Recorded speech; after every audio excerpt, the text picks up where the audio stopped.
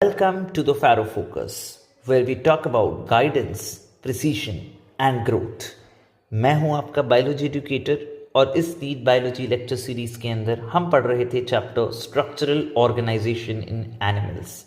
हमने ये जाना था कि एनिमल्स एक मल्टी सेलुलर एंटिटी होते हैं और इसीलिए इनको एफिशिएंट बनाने के लिए इनमें ऑर्गेनाइजेशन हुआ था, जिसके कारण डिवीजन ऑफ लेबर हो पाया और वो अलग अलग लाइफ प्रोसेसेस को एफिशिएंटली परफॉर्म कर पाए। In our last lecture, we also came to know कि अलग अलग एनिमल्स अलग अलग लेवल्स ऑफ कॉम्प्लेक्सिटी में रहते हैं। कुछ सिंपल एनिमल्स होते हैं जिनमें सेल या टिश्यू लेवल ऑफ ऑर्गेनाइजेशन होता है, कुछ कॉम्प्लेक्स एनिमल्स होते हैं जिनमें आपको हायर ऑर्गेनाइजेशन लेवल्स जैसे ऑर्गन या organ system level of organization देखने को मिलता है। आज के लेक्चर में हम लोग इन डिटेल एनिमल टिश्यूज के ऊपर थोड़ी बातचीत करने वाले हैं। Now when it comes to animal tissues, देखिए कुछ बेसिक बातें हमें अच्छे से जान लेनी चाहिए। हम इन डिटेल बात करने वाले हैं किसकी? एनिमल टिश्यूज़ की। और जब भी हम किसी को टिश्यू कहते हैं तो टिश्यू हमने किसे कहा था?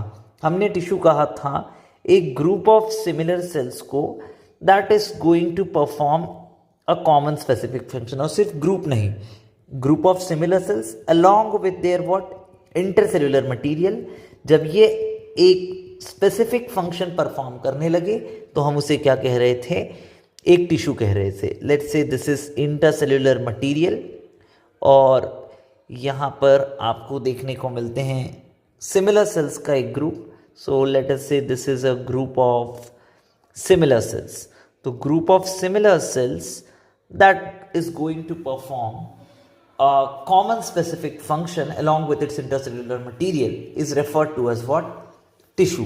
और हम बात कर रहे हैं एनिमल टिश्यूज की। तो यहाँ पर दो इंपॉर्टेंट बातें जाने।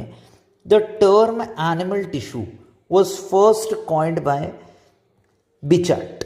बिचार्ट नाम के व्यक्ति ने टर्म एनिमल टिश्यू जो है सबसे पहली बार इस्तेमाल किया था। और जब कभी भी हम टिश्यूज की स्टडी की बात करते हैं, study of tissues is called as what? Histology. So it is to be remembered, study of tissues is called as what, student? It is called as histology. अब एनिमल टिश्यूज में ये तो हम कह देते हैं कि group of similar sales along with their intercellular material that is going to perform a common specific function is called a tissue. But यहाँ पर कई सारी ऐसे एग्जाम्पल्स हमारे सामने देखने को आते हैं जहाँ पर सिमिलर सेल्स का ग्रुप नहीं होता है। Like your blood. ब्लड की अगर हम बात करते हैं तो ब्लड में क्या होता है? आरबीसी है, डब्ल्यूबीसी है, प्लेटलेट्स है। They are not similar to each other, very dissimilar. सब अपने अपने अलग अलग फंक्शन भी परफॉर्म करते दिखते हैं। डब्ल्यूबीसी को देखो तो वो आप जानते हैं कि आपको इम्यूनिटी प्रोवाइड कराता है। आरबीसी की बात करें तो आप ये जानते हैं, 10वीं तक आपने पढ़ रखा है कि ये ऑक्सीजन और कार्बन डाइऑक्साइड जैसी गैसेस की ट्रांसपोर्टेशन में रोल प्ले करता है, खासतौर पर ऑक्सीजन। इसके अलावा प्लेटलेट्स आपने देखा होगा, ब्लड क्लॉटिंग में मदद करता है, ब्लीडिंग को स्टॉप करने के लिए। तो फंक्शन अलग अलग हो गए, सेल्स भी सिमिलर नहीं है, but all together blood is a single tissue. How is this possible? तो ऐसे कई सारे केसेस आपको देखने को मिलते हैं। तो हम कुछ पॉइंटर्स को समझने की कोशिश करते हैं कि हम किसी टिश्यू को ज़्यादा बेहतर तरीके से कैसे डिफाइन कर सकते हैं। तो लेट अस अज्यूम किसी टिश्यू के अंदर सेल्स की अगर हम बात करते हैं, cells in a tissue if we talk of, हम यहाँ पर बात करते हैं उनके स्ट्रक्चर की। तो स्ट्रक्चरली ज़रूरी नहीं है कि किसी टिश्यू के सारे सेल्स सिमिलर हों। दे मे बी सिमिलर और डिसिमिलर। ज़रूरी नहीं है कि वो सिमिलर हो, दे मे बी सिमिलर और डिसिमिलर। ठीक, फंक्शन की बात करें तो उसमें भी याद रखें बच्चों, ज़रूरी नहीं है कि फंक्शन पूरी तरह से सेम ही हो सकता है स्लाइटली डिफरेंट फंक्शंस हो इंडिविजुअल सेल्स के। But ultimately in a tissue जब सारे सेल्स के साथ वो ग्रुप कर दिया जाए तो उन्हें कॉमन फंक्शन परफॉर्म करते दिखाई पड़ना चाहिए। ठीक, तो मे बी स्लाइटली डिफरेंट। अगर हम फंक्शन की बात करें तो क्या बोला हमने? They may be slightly different but in a group they must perform a common specific function. In a group they must perform a specific function. ये बड़ा इंपॉर्टेंट टर्म है जिसे हमें याद रखना है। जैसे मैं अगर बात करूं ब्लड की, ब्लड में देखिए कि सेल्स जो है वो सिमिलर नहीं है। जैसे आरबीसी, डब्ल्यूबीसी, प्लेटलेट्स सब अलग अलग है, डिससिमिलर इन स्ट्रक्चर। फंक्शन में भी देखोगे सब थोड़े थोड़े डिफरेंट है, but ultimately in blood they all together help to provide transportation of substances, that is their major goal. ठीक, तो आप देखोगे स्लाइटली डिफरेंट फंक्शन है but ultimately performing a specific function. तो आखिर टिश्यू को बाइंड कौन करता है? टिश्यू को बाइंड करती है उनकी ओरिजिन। टिश्यू के अंदर मिलने वाले जितने सेल्स होते हैं they have a common origin. ठीक है, तो cells in a tissue may be similar और dissimilar, may be slightly different in terms of function, may perform slightly different function, but must have common origin. All cells in a tissue must have what, student? They must have common origin. ठीक, यहाँ पर हमने I guess थोड़ा सा मिसटाइप कर दिया है, मे be slightly, may have slightly different function हम लिख लेते हैं। ठीक, may have slightly different function ऐसा लिख देते हैं, may have slightly different function but in a group they must perform a specific function. तो अब आप ये चीज़ से एकदम क्लियर हो जाते हैं कि किसी टिश्यू में मिलने वाले जितने भी सेल्स हैं स्ट्रक्चरली ज़रूरी नहीं है कि वो सिमिलर हो, फंक्शनली ज़रूरी नहीं है कि वो एग्जैक्टली सेम हो, बट हाँ इन अ ग्रुप उन्हें एक स्पेसिफिक फंक्शन परफॉर्म करना चाहिए। बट ओरिजिन के टर्म्स में किसी भी टिश्यू में मिलने वाले सारे सेल्स सेम ओरिजिन दिखाने चाहिए। अब ये आखिर ओरिजिन है क्या? तो ओरिजिन को समझते हैं हम थोड़ा सा हमारे प्रीवियस डिस्कशन को ही ध्यान में रखते हुए। जैसे हमने पढ़ा था कि स्पर्म और ओवा फ्यूज होकर के बनाते हैं बच्चों क्या, जाइगोट, और ये जाइगोट के अंदर होता है सेल डिवीजन, और सेल डिवीजन के नतीजे में ये बदल जाता है unicellular zygote into a multicellular structure like this. जैसे हमने यहाँ कह दिया कि this is a multicellular structure, ये जो बनता है। नाउ ये मल्टीसेल्युलर स्ट्रक्चर से सारे के सारे एनिमल टिश्यूज बनने हैं, बट डायरेक्टली इनसे एनिमल टिश्यूज नहीं बन जाते हैं। ये ऑर्गेनाइज होता है into 3 basic germ layers. Germ layer क्या होता है? जिससे किसी चीज की ओरिजिन हो, बर्थ हो, जर्मिनेट, जैसे आप बोलते हैं ना seed germinate into a plant, तो वैसे ही जर्म लेयर सेल्स की अलग अलग लेयर्स है जिनसे बाकी सारे टिश्यूज ओरिजिनेट करने वाले हैं। What are those 3 basic germ layers? वो 3 बेसिक जर्म लेयर्स कहलाती है ectoderm, endoderm, mesoderm. Let us say यहाँ पर हम 3 बेसिक जर्म लेयर्स बनाने की कोशिश करते हैं। जैसे ये मैंने बना दी एक्टोडर्म, और एक लेयर और बना देते हैं। Let us say this is the second layer, this is called as what student? This is called as mesoderm. और एक और लेयर बना देते हैं हम, जिसे हम क्या कह देते हैं? Endoderm. So let us say this is the third layer, this is called as what? Endoderm. तो आप देखोगे क्या, यू विल बी ऑब्जर्विंग कि जाइगोट जो है वो पहले मल्टीसेल्युलर स्ट्रक्चर बनाता है सेल डिवीजन करके। ये मल्टीसेल्युलर स्ट्रक्चर जो है ये ऑर्गेनाइज होता है इनटू 3 बेसिक जर्म लेयर्स, और ये जो बेसिक जर्म लेयर्स है बच्चों, इन्हीं से सारे के सारे सेल जो टिश्यूज है वो ओरिजिनेट होते हैं। तो if I say these are the 3 basic germ layers, तो याद रखिए बच्चों, these 3 basic germ layer give rise to all animal tissues. जितने एनिमल टिश्यूज आप लोग पढ़ने वाले हो वो सारे एनिमल टिश्यूज जो है वो अल्टीमेटली ओरिजिनेट होने वाले हैं किससे? वो ओरिजिनेट होने वाले हैं फ्रॉम ईदर एक्टोडर्म और मीसोडर्म और एंडोडर्म। और अब जब हम कहते हैं कि किसी टिश्यू के सारे सेल्स की ओरिजिन कॉमन होनी चाहिए, इसका मतलब है कि उस टिश्यू के सारे सेल्स या तो एक्टोडर्म से ओरिजिनेट होना चाहिए, या फिर मीसोडर्म से ओरिजिनेट होना चाहिए, या फिर उन्हें एंडोडर्म से ओरिजिनेट होना चाहिए।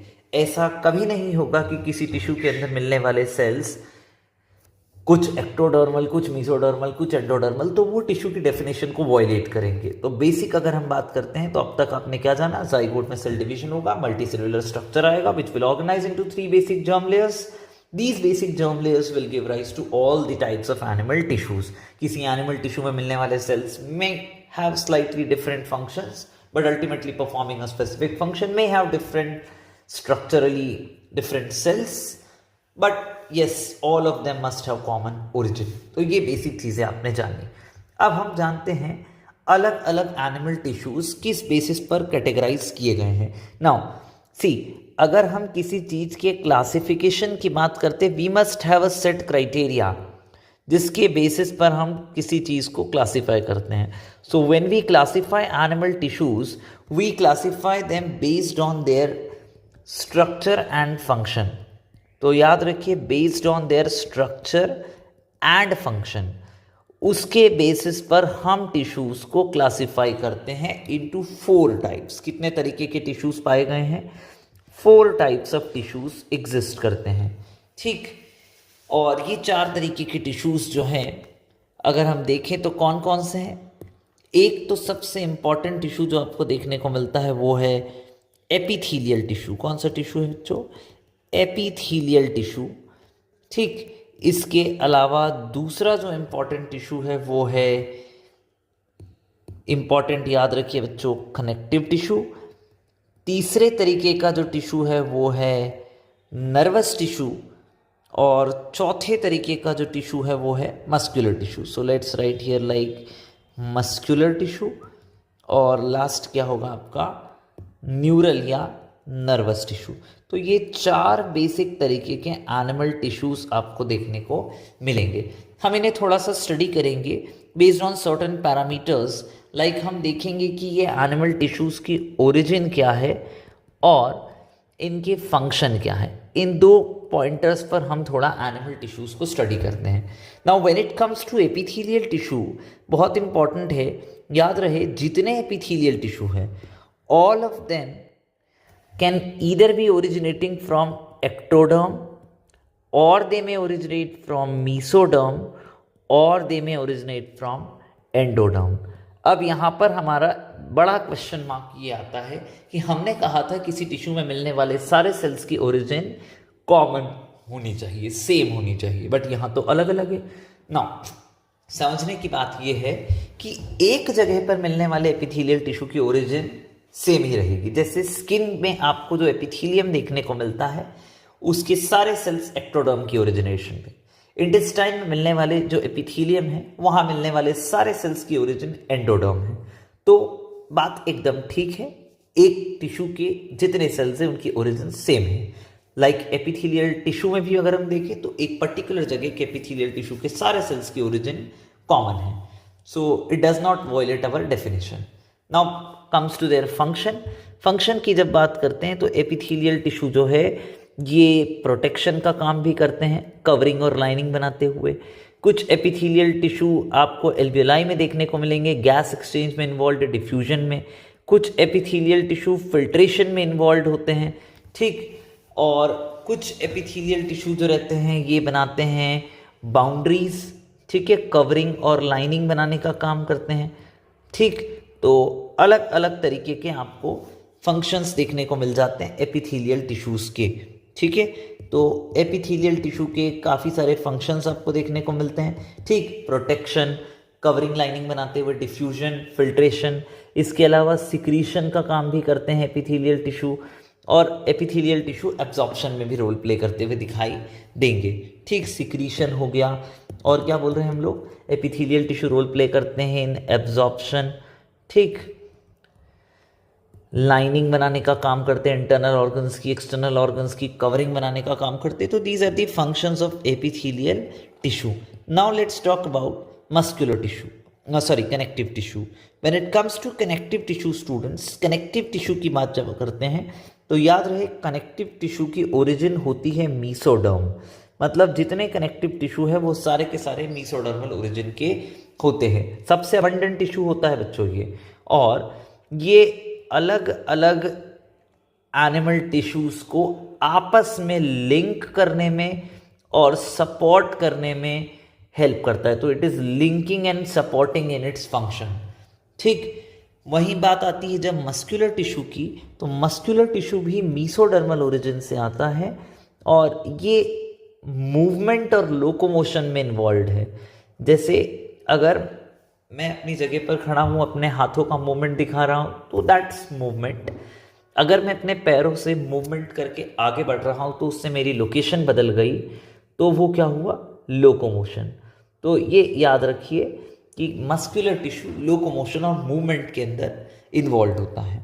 नर्वस टिश्यू की बात करते हैं तो नर्वस टिश्यू जो है ये एक्टोडर्मल ओरिजिन का है, और नर्वस टिश्यू जो है पर्टिकुलरली बच्चों याद रखें, ये जितने एनिमल टिश्यूज़ हैं उन्हें आपस में कंट्रोल करने में, उन्हें कोऑर्डिनेट करवाने में इन्वॉल्व होता है। तो बॉडी के कंट्रोल एंड कोऑर्डिनेशन में इन्वॉल्व फंक्शंस कौन परफॉर्म करता है, nervous tissue. So what you learned in today's lecture was number one thing you said, animal tissues जो है वो group of similar cells along with there intercellular material performing specific function था।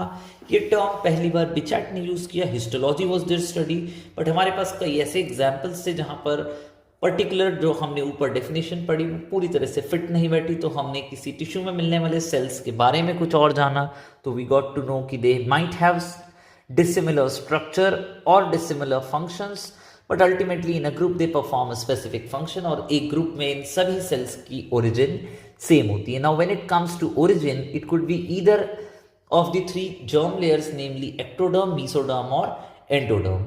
और animal tissues को हम categorize करते हैं based on their structure and function into 4 types, namely epithelial, connective, muscular and nervous, जिनकी ओरिजिन्स हमने देखी और उनके पर्टिकुलर फंक्शंस हमने देखे। In our next lecture we will be discussing about epithelial tissues in detail. For time being, thank you very much everyone, keep learning, keep growing, and please read your NCERT alongside, and you can find out the lecture notes on our Telegram channel whose link